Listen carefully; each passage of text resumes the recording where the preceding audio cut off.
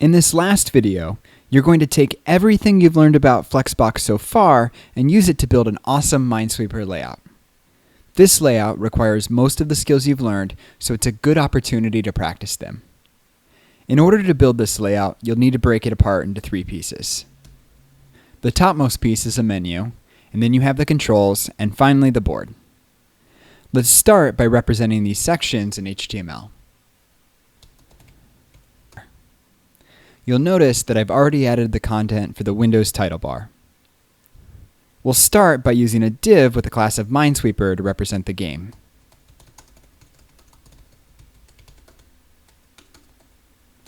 Next, we'll use a nav for the menu. If you notice in the screenshot, both the controls and the board shared a border. In order to make life a little easier, we'll put both of them inside of a section.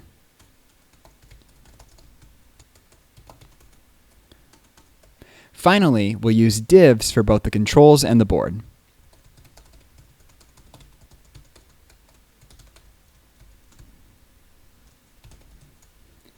Next, we'll add a few styles that apply to the layout as a whole.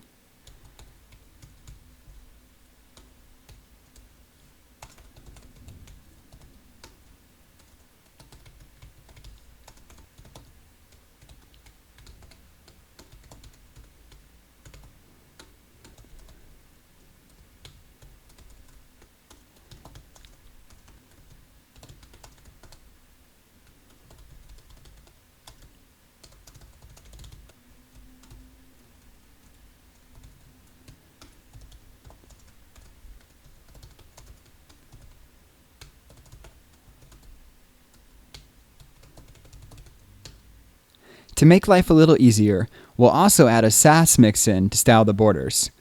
If you're not comfortable using Sass, don't worry too much about this. It's simply a more concise way to write the border properties.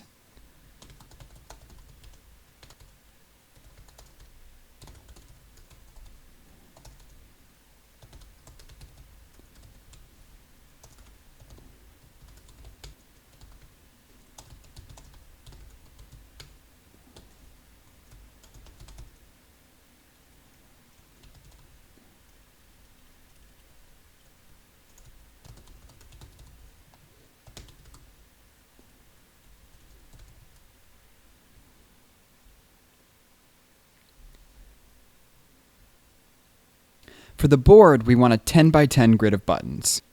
We'll use the wrapping technique from the wrapping video to achieve this. The first step is to add 100 buttons to the HTML.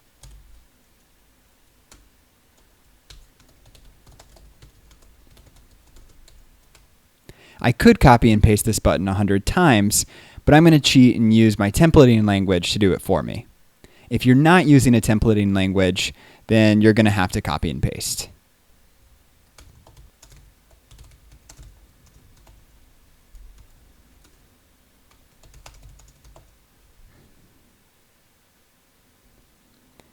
The next step is to set the size of the board. We want each space in the board to be 32 pixels by 32 pixels. We'll also be using a 6-pixel border, so the total width and height comes out to 332 pixels. We'll start by including our border mix-in.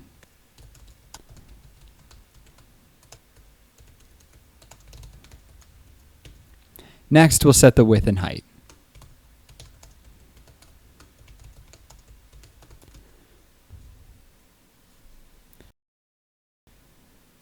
To get the spaces to wrap, we'll make the board a flex container and we'll set its flex wrap property.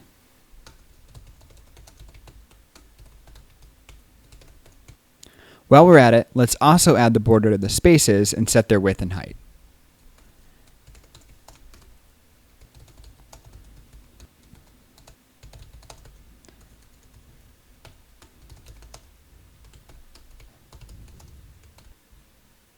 And that's all it takes to style the board.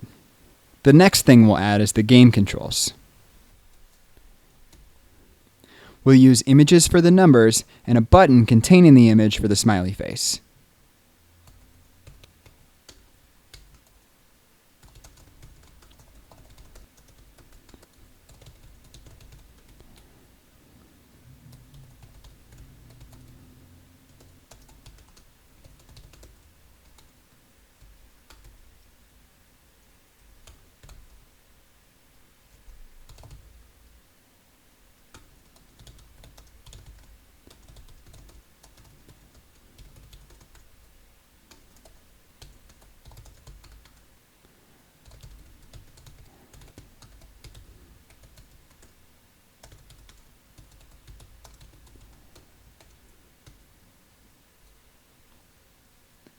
Next, let's style the images and the reset button.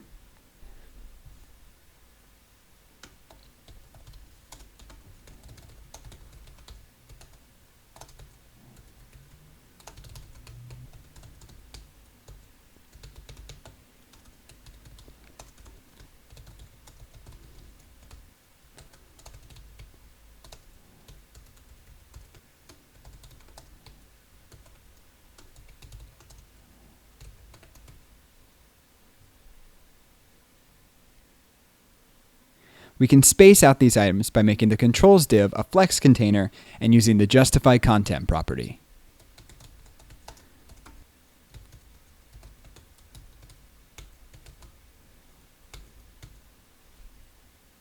Finally, let's style the controls container.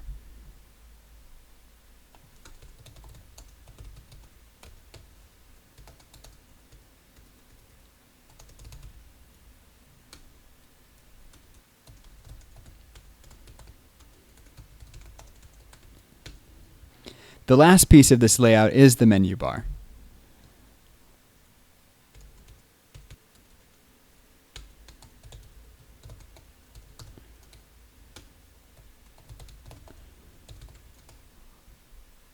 We could use Flexbox to style the menu bar, but we really don't need it.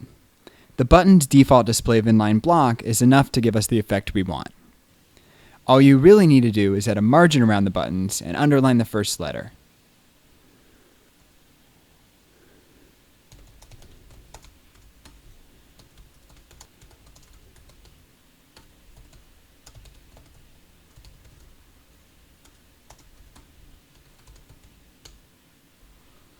And that's it. You've taken the Flexbox positioning, column, and wrapping skills you've learned from the previous lessons and used them to build something completely different. That's really what Flexbox is, a collection of simple tools that can be combined to create amazing layouts. This was also a good example of breaking down a hard problem into simpler pieces. Focusing on individual sections until the whole layout is complete is how most Flexbox development is done in real projects. If you'd like an extra JavaScript challenge, try turning the Minesweeper layout into a working game.